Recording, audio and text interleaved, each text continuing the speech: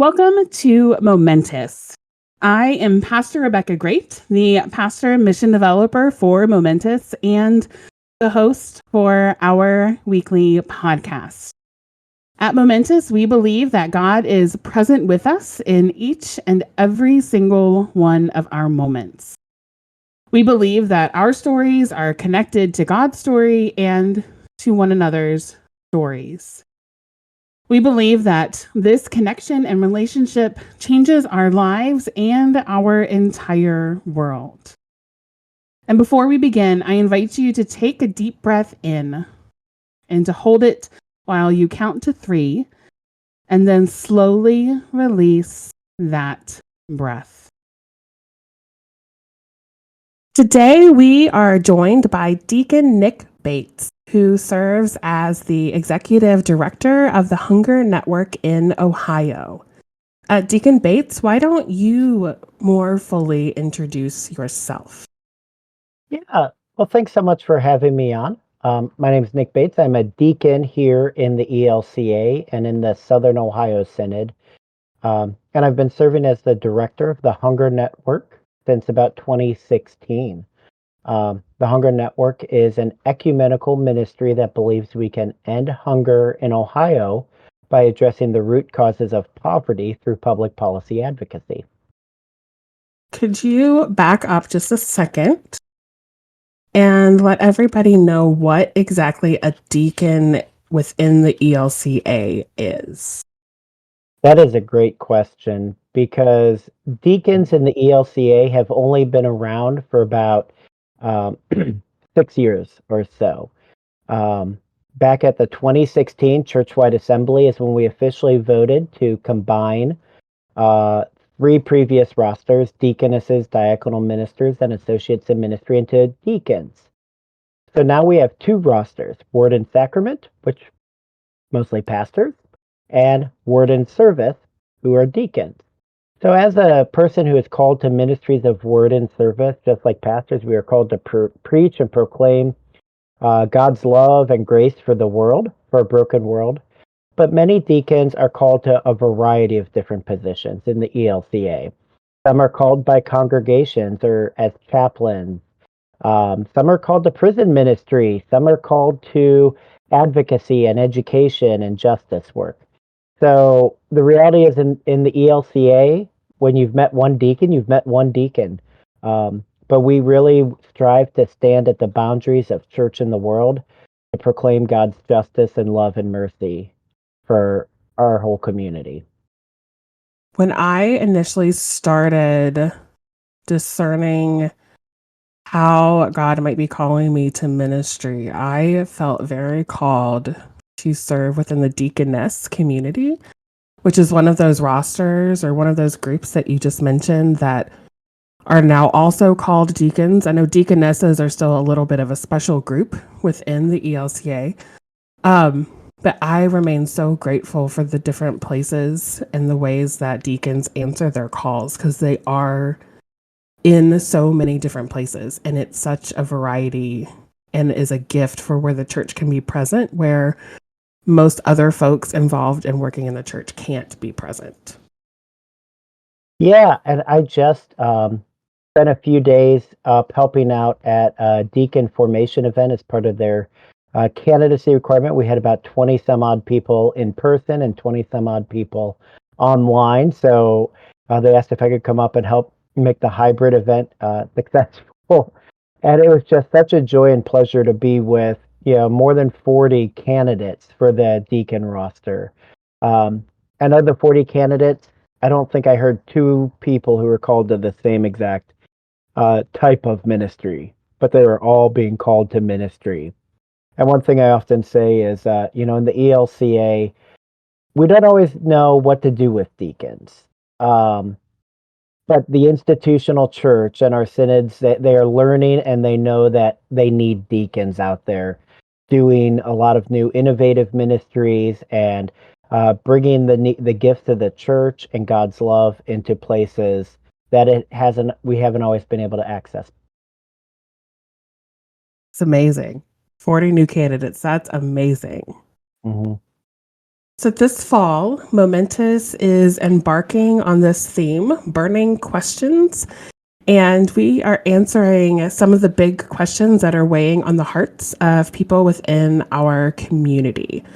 So everything for this fall is a question that was submitted by someone who's connected through the podcast or through our social media. So when you hear the question, I think you will probably know why you were my first thought for someone to talk with about an answer or a faithful answer to this question.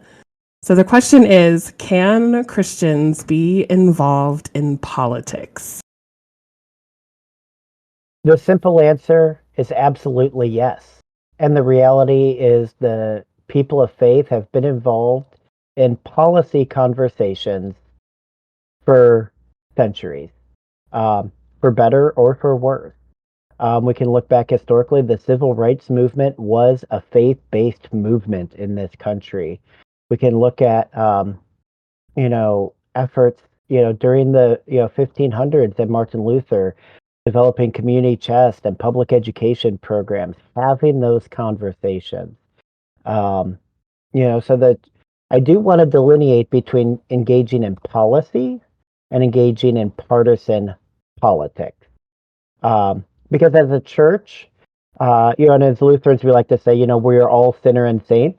And I think that goes for politicians, political parties, and even the policies that we advocate for. We recognize that there can be a lot of good done by individuals or different policies, but also sometimes not so good things. Um, so the church and as people of faith, partisan politics, know that it's out there, understand its dynamics, but we always try to rise above partisan politics to engage in the policy fights that we are called to. Is it only that the ELCA is involved in this work, or is it only Christians, or are there interfaith organizations that are working in this kind of policy work? Yeah, it is definitely a multi-faith effort.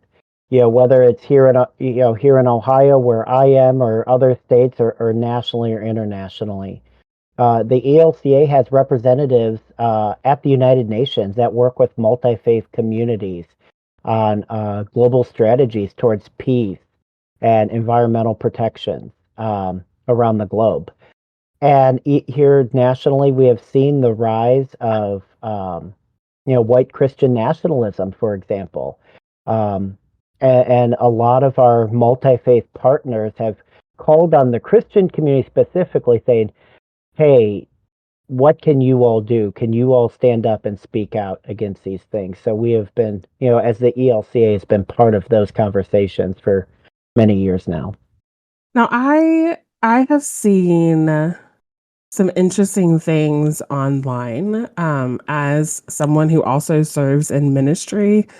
I have friends who serve in ministry, and I have friends who don't serve in ministry, and I have friends who aren't active in any type of faith whatsoever. Um, and I think this is probably coming up as a response to some of the Christian nationalism we've seen rise over the past several years. Mhm. But online, I've seen an increase in calls to tax the church if they're going to be involved in any level of politics, be it partisan politics or even lobbying for different issues, like even lobbying to make sure that people are fed. Um, can you shed any particular differences or nuances between what partisan political involvement would look like versus lobbying for an issue and what that involvement would look like? Yeah, so I've seen this as well. And, so in the United States, any organization that is a 501c3, which is a tax code designation as a nonprofit charity program, does it get some tax advantages. And churches are classified as 501c3s, whether individual congregations or through their larger judicatories, such as synods or conferences or ELCA. And the idea of that section of the tax code is to make sure that charitable organizations can put their dollars into funding their charity work. Makes sense. So there are many charitable organizations, including the church, that can do advocacy work. And the big distinction is you can stand up on a Sunday morning in your pulpit and talk about the rise in hunger. We have seen how the impact of inflation in our communities and how that's impacted the cost of food. And more people are going hungry. As I travel around the state, most congregations I go to say that their food pantries have increased by 40% in the past year. As different pandemic assistance programs have gone away, food pantry usage is going up. We as a church can talk about that issue and tell our legislators and our policymakers what we're seeing. That's advocacy. And we see as a solution is making sure we're funding school meals, making sure that we are funding our food banks properly, making sure we are developing programs and supports for hungry Ohioans, which is very different than me going on saying you must vote for candidate X because he's going to make, America the best place, since sliced bread or whatever the campaign slogan happens to be for somebody, right? So once a church crosses over into that level of talking about vote candidate X, vote candidate Y, vote for party Z, vote for party A, they are then breaking the rules of their 501c3 tax status. Sadly, the IRS for decades has been underfunded and unable to investigate these violations of federal law.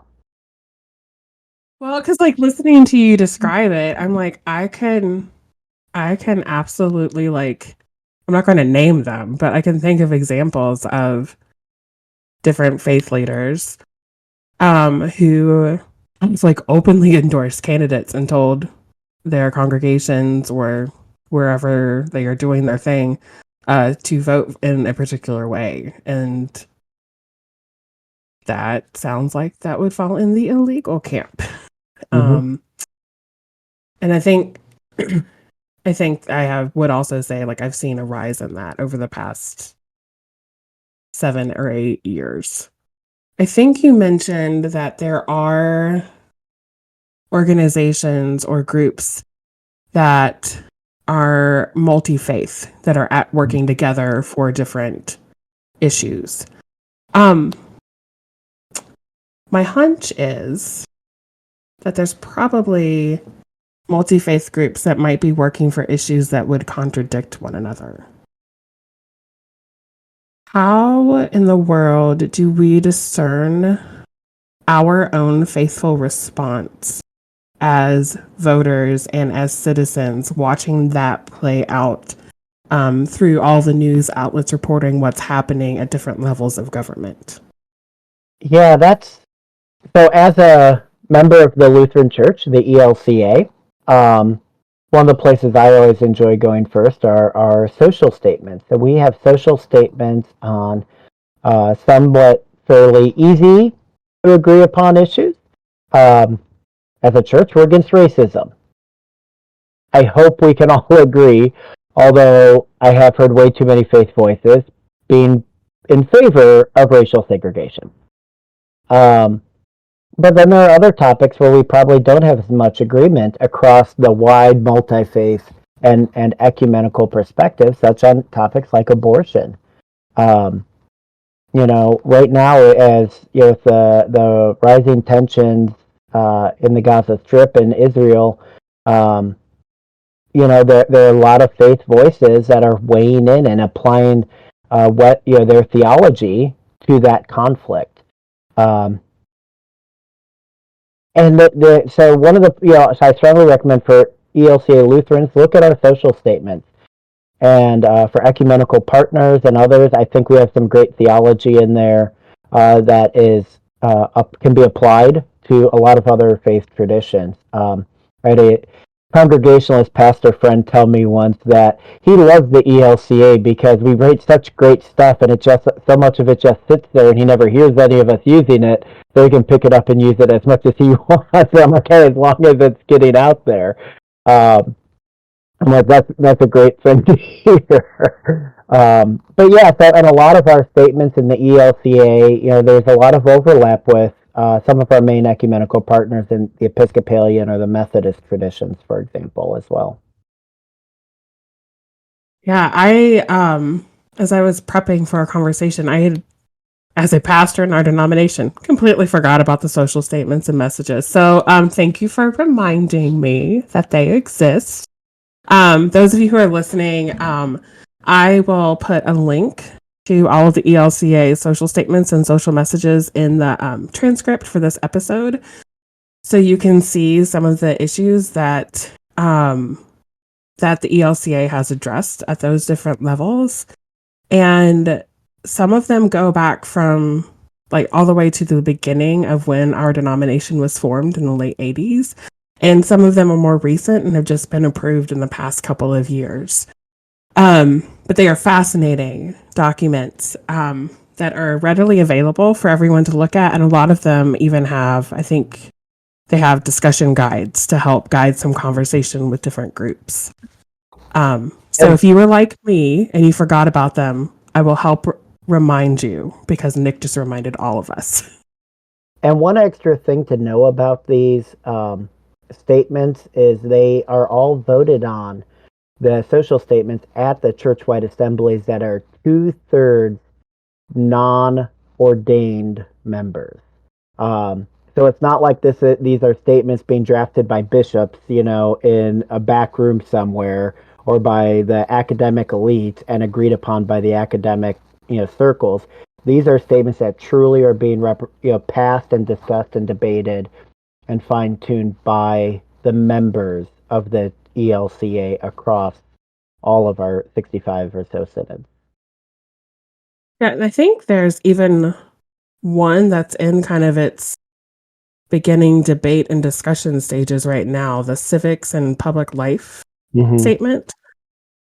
That I think is still in the phase of a draft being put together and it being available to every congregation and ministry within our denomination for regular folks to study the draft and offer their critique and send that back up to the national office to have those edits be incorporated in another draft that will then come to a future church-wide assembly to again be drafted and debated on the floor and amended and then finally up for approval. So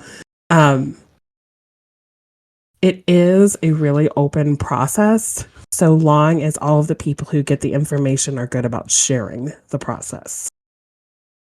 It's an open process and it takes a while, but I think that's probably good for these statements. And then bishops and advocacy offices like myself and others can then, and clergy and laity, so if you're in your congregation and you go to your pastor and say, we should do something around hunger justice or environment or some environmental concerns, we should publish a letter to the editor on behalf of the congregation saying we need to do X, Y, and Z in our community. And if your pastor or other people in the congregation say, well, no, we can't do that, say, well, no, our social statement says we need to be doing that. And it's a great place for ELCA members to be able to reference and say, this is not just doing this work in the world is not just an optional thing, but it's part of who we are as the ELCA. What we're called to do. Deacon Bates, where else should folks go to get more connected to some of this work that either the ELCA is doing or the Hunger Network in Ohio is doing? And are there other hunger networks in other parts of the country as well? Yeah, so elca.org/advocacy is where you can find all of our national advocacy resources for the church. And then we have state advocacy offices like the Hunger Network in many other states. And the reality is, we all are set up and kind of established and structured differently to meet the needs in our local context. So here in Ohio, we work ecumenically with United Methodists, with the Episcopalians, Congregationalists, and many, many others who want to join in and participate with us on the work that we're doing. So for folks in Ohio who are listening in, I encourage you to go to hungernetohio.com. And you can sign up for our emails there. We're also on Facebook at Hunger Network Ohio. So you can find us online there as well. Those are probably the best two places where you can engage with us. And when you get on our email list, I always try to tell people I try not to do more than one a week at most. Sometimes it's once every other week. And we really try to break down what's going on at the State House, because in our news, we often hear what's going on the global stage. We hear about all the DC politics. We know what's going on with the local school board races in our community and city council and township trustee issues. But then that state level is such an enigma. It's so unknown in so much of our lives because there's so little media coverage going on down there, but so much important policy conversations are happening. Um, and so often legislators, they just don't know what's going on in our communities. So we create opportunities for folks to send in emails, make phone calls, and it's not, you know, the way when we invite people to come out to events or to engage their legislators, very, very rarely is it going to be a slamming your fist on the table, demanding action, yelling at somebody. It really comes down to sharing your story. As a Lutheran, you volunteer in your food pantry and you've seen more people coming in, and there are more kids. Maybe there are more senior citizens. Maybe there's more people who are working full time and just can't make ends meet. Those stories are sacred that you have. And those are what legislators need to hear so that they can do their job and respond to their vocational call as public servants. There is something holy when we feel empowered to share the most truthful portion of our story, because it's when we do that we find out how much we share in common, just like it's being part of humanity together. And it makes everything we do, it puts a face to it, and it doesn't allow us as easily to just like separate into that us versus them kind of mentality. I can imagine that there are so many powerful stories that are shared either on the floor of the legislature or in meetings, public meetings, and everything, and how those have changed the minds of some of our governing officials because they learned that there's a person that's actually affected by this, not just the nameless masses over there. And with, more than 90% of our congregations in the past year have done something to address hunger in their community. But hunger still exists. And so we have to ask ourselves why. And when we share those stories, and one of the issues is when it is so persistent, when the suffering in our communities is just so present each and every day, it's easy to just say, well, that's the way it is, and it's always going to be that way. And I truly believe that this is where the faith community comes in, not to try to convince people to believe our creed or our doctrine or, how often we need to do communion and should it be grape juice or wine or which kind of wine, all these kind of internal conversations we have about our faith, but really raising up these stories so that we can break through just the assumption that, well, there's always going to be hungry people. And there's nothing we can do about it, so let's just forget about them. Let's forget that their issues exist. And it really, and that's the biggest barrier. It's just the lack of urgency around so many pressing issues because they're so urgent and they've been urgent for so long. So being able to overcome that is where the faith voices and advocates are so essential to moving policy forward here in Ohio and across the country. I'm really curious. Do you have some examples of some of the current things that you are actually working on right now in the Ohio State House? Yeah. So during the pandemic, there was a lot of federal money and federal programs set up to help hungry people and to help people that were struggling with the pandemic. And in 2022, I started traveling around, talking to congregations, talking to local food pantries and others. And one of the big things that I heard consistently when I asked the question, what did we learn worked during the pandemic? And one of the top answers I heard was the school meal program. Because during the pandemic, every school was eligible to offer their kids breakfast and lunch for free. And it worked. It reduced child hunger, it reduced paperwork, and it helped school districts improve the quality of meals. Federal government says pandemic's over. That program started to expire at the beginning of the this last school year.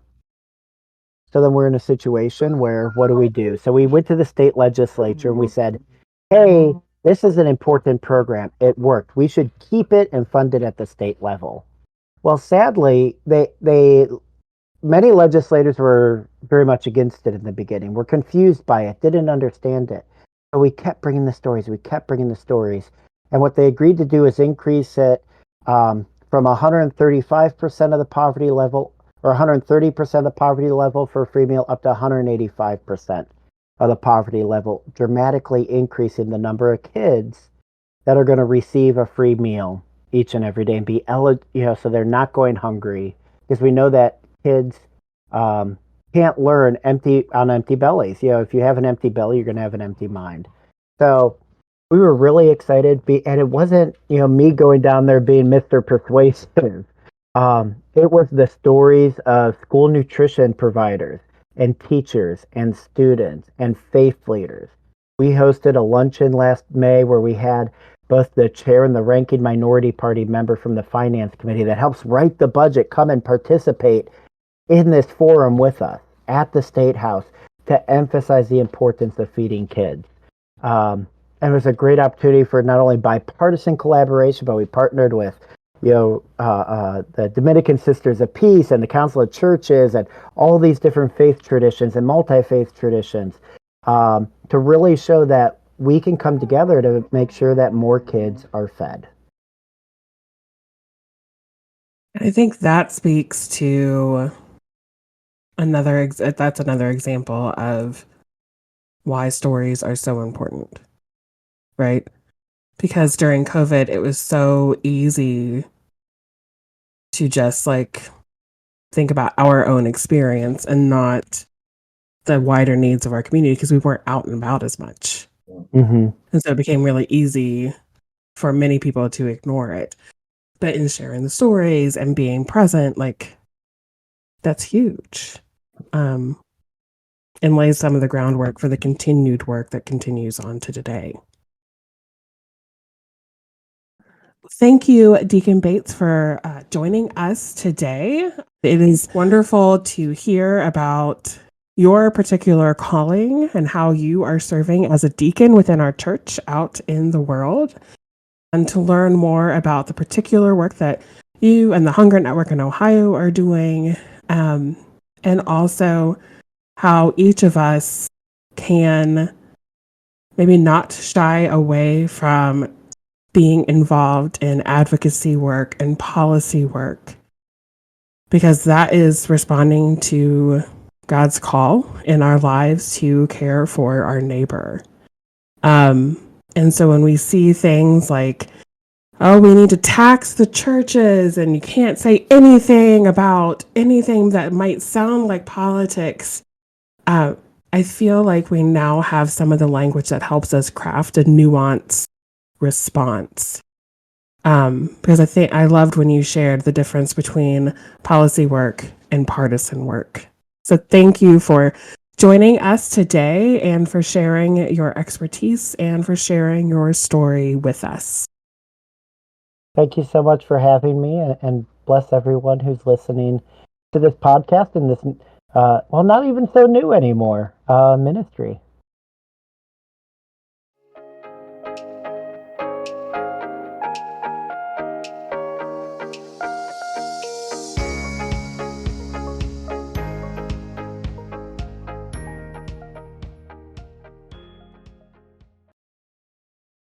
invite you to take a few deep breaths in to help center yourself for prayer.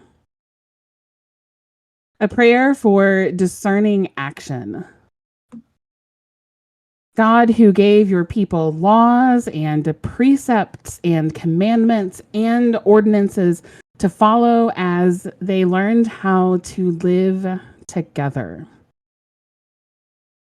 Everything about people living together is political.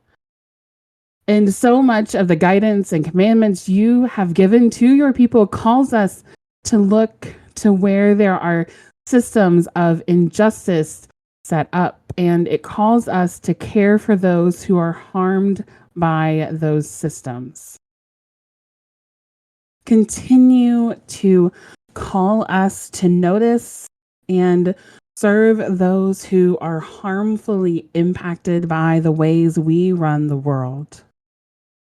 Guide our actions and decisions to align with your ways of mercy and justice.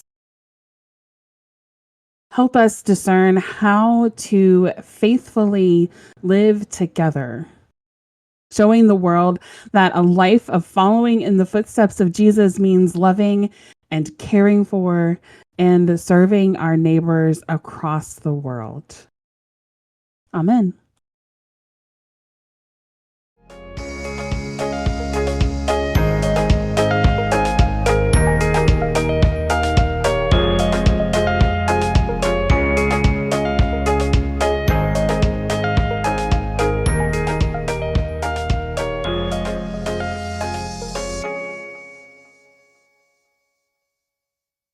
Thank you for joining us for our weekly Moment to Us. We are looking forward to growing with each of you and are so grateful you are a part of the Momentous community. In our next podcast, the burning question we're going to be addressing is, why are there so many types of Christians? So join us as we learn more about our siblings from other major Christian denominations and a little about some of the disagreements that led to their founding and a few resources that we can go to learn even more about them. I do want to say thank you to our mission partners, the Southern Ohio Synod and the Evangelical Lutheran Church in America. Their financial contributions and their prayers have been instrumental in making sure that Momentous continues to grow. I want to remind you all about our next gatherings that are happening in November 2023. The first gathering in November is next Sunday, November 5th, 2023. And that day we are going to meet at 10 a.m. for Brewed Theology at Java Central in Uptown Westerville. For this gathering, there isn't going to be a set agenda, but we will talk about whatever is weighing on us that particular day. And we'll try to incorporate something from the Bible or our religion or our faith or current events, and somehow showing how all of those things are intertwined together. The next gathering that we have in November is Bedtime BS, or Bedtime Bible Study. And that will be on Sunday, November 19th, 2023, from 7 to 8 p.m. For this gathering, we are going to be on Zoom so that those who have younger children at home or other things on their schedules that say you can't leave once you get to the after dinner bedtime time frame. So we're going to meet on Zoom so that everyone has an opportunity to join us. Now, if you are definitely planning to join us, or even if you're just thinking about joining us for one of these events or for either of them, we are asking for you to RSVP so that we know how many tables that we need to pull together at Java Central, and we can give the staff there a heads up, especially if we're going to be anticipating a larger group. And then we're asking for RSVPs for Bedtime BS, so you can receive the Zoom link ahead of time via email. The link to RSVP is in the transcript for today's episode on our website. Has been shared and will be shared on our social media pages. And it is also in our website on the events page in the description for each of these events. Now, anyone is able to attend either of these gatherings, no matter how often you attend a Christian church or how long it's been since you last attended. And you don't need to have like the basics of the Christian faith down, because we're gathering to talk and to learn and to grow in our faith together. We can't wait to see you at these events. If you would like to support the ministry of Momentous, attending our in-person gatherings and inviting someone else to join you is one way you can do that. You can also continue to engage with us on our social media profiles. And if you are able to give financially, you can visit the Momentous website and find more information about how to donate electronically or by mailing checks directly to the Southern Ohio Synod's P.O. Box. Each one-time or recurring gift combines together to ensure that the Momentous community continues to grow. Until our next podcast, remember to breathe deeply and that God is present with you every single moment.